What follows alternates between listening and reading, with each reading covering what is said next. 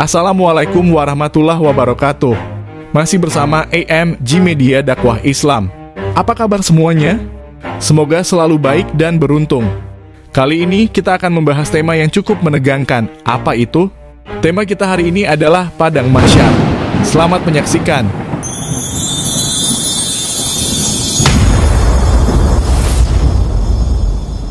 Salah satu fase peristiwa hari kiamat ialah Padang Mahsyar. Sesuai dengan namanya, di sanalah seluruh insan sejak Nabi Adam alaihi salam hingga orang terakhir dikumpulkan oleh Allah. Al-Quran menggambarkan situasi ketika semua makhluknya dibangkitkan dan diadili di tempat tersebut. Padang Mahsyar adalah tempat yang sangat luas di mana seluruh manusia dikumpulkan setelah mereka dibangkitkan dari kubur atau dari tempat lain untuk diadili satu persatu, untuk ditimbang semua amalnya dan dihisab di hadapan Allah Subhanahu wa Ta'ala. Mengenai lokasi Padang Mahsyar, Nabi Muhammad menyampaikan bahwa Padang Mahsyar di bumi yakni berada di Syam. Negeri Syam adalah kawasan yang sekarang meliputi 4 negara, yaitu Palestina, Yordania, Lebanon, dan Suriah. Hal ini didasarkan pada hadits riwayat Syuaib al-Arnaud yang diriwayatkan dari jalur Maimunah. Dalam riwayat hadits itu, Maimunah berkata bahwa dia baru saja melintasi Baitul Maqdis, lalu Nabi bersabda, "Itu Padang Mahsyar tempat berkumpul dan Padang Mahsyar tempat menyebar. Datanglah dan sholatlah di dalamnya. Sungguh sholat di tempat itu seperti 1000 sholat di masjid lain."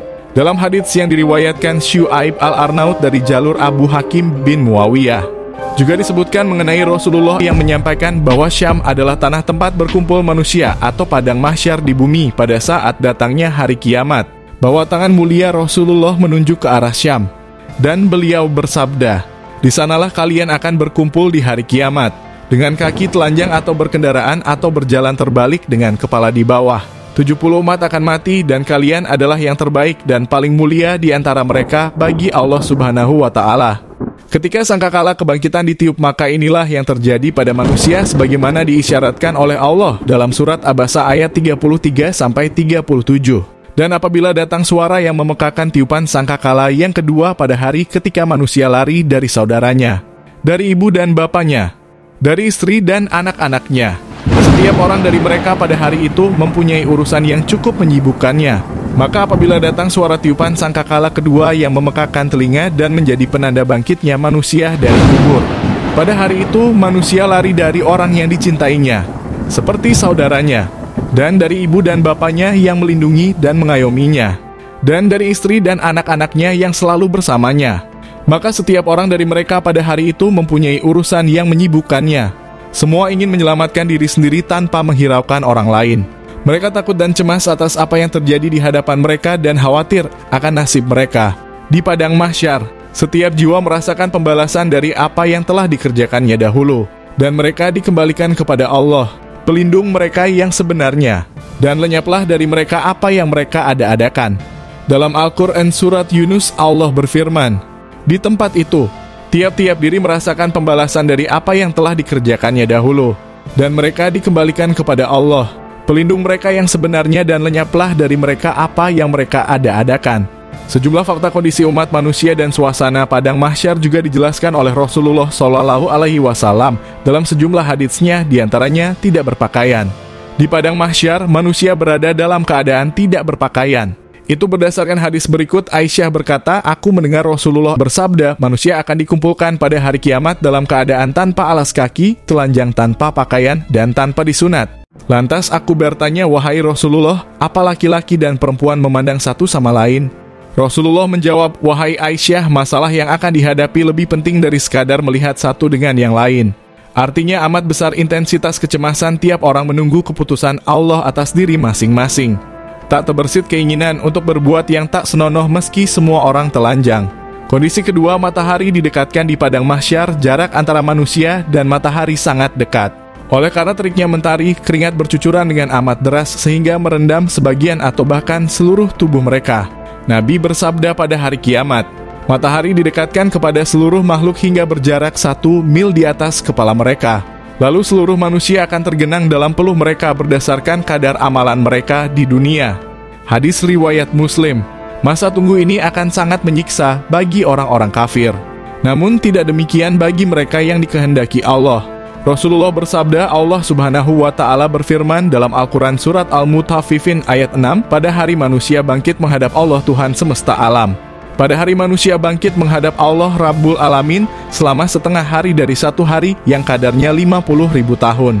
Maka diringankan bagi orang mukmin sehingga lamanya seperti matahari menjelang terbenam sampai terbenam. Di antara keadaan-keadaan manusia saat itu adalah, pertama, ada yang diserupakan wajahnya seperti monyet. Mereka adalah orang-orang yang ketika di dunia suka menyebarkan fitnah di antara manusia. Kedua, ada yang diserupakan seperti babi.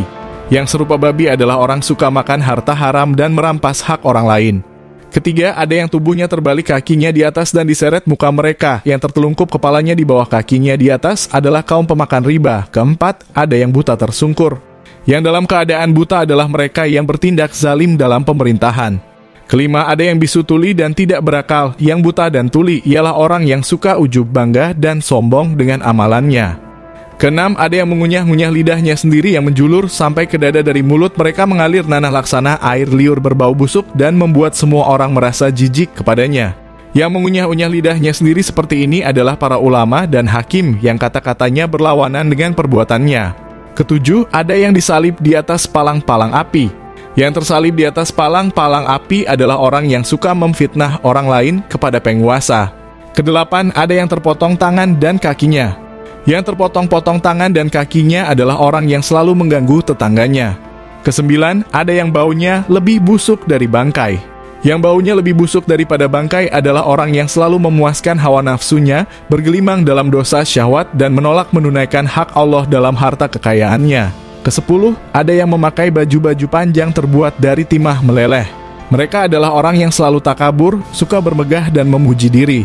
Keterangan ini bisa dilihat Sidi Abdul Latif At-Tajkani, Al-Kuthabul Aqaidiyah Beirut, Darul Kutub Al-Ilmiyah, tahun 2012, cetakan pertama, halaman 167-168.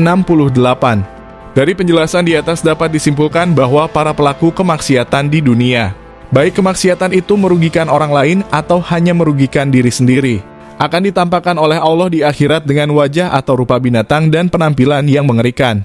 Kemaksiatan yang merugikan orang lain misalnya adalah memfitnah orang lain, memakan harta orang lain, korupsi, pejabat yang menzalimi rakyatnya, ulama dan hakim yang tidak jujur dan konsekuen, dan para pengganggu tetangga.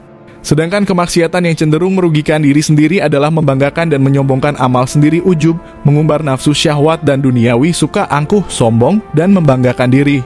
Terima kasih atas perhatiannya dan sampai jumpa. Wassalamualaikum warahmatullahi wabarakatuh.